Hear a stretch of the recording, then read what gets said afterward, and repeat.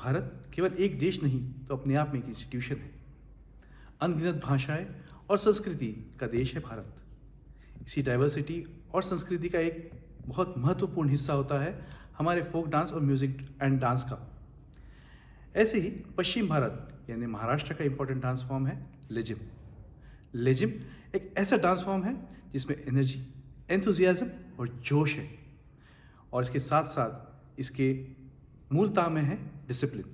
शायद इसीलिए आज भी महाराष्ट्र के कई स्कूलों में ये एक फिजिकल ट्रेनिंग का रूटीन है। महाराष्ट्र के कई सारे त्योहारों में बच्चों के साथ साथ बड़े तक सभी इस डांस फॉर्म में बढ़ चढ़कर हिस्सा लेते हैं।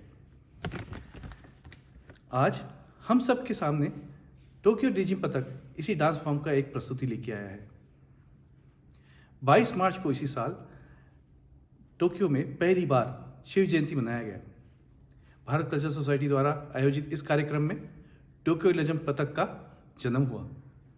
इसी पतक का उद्देश्य भारत के इस कल्चर को जापान में लाने के साथ साथ इसके द्वारा भिन्न भिन्न कल्चरल एस्पेक्ट्स, सोशल अवेयरनेस और ऐसी ही कई जानकारियों को हमारे सामने प्रस्तुत करने का है।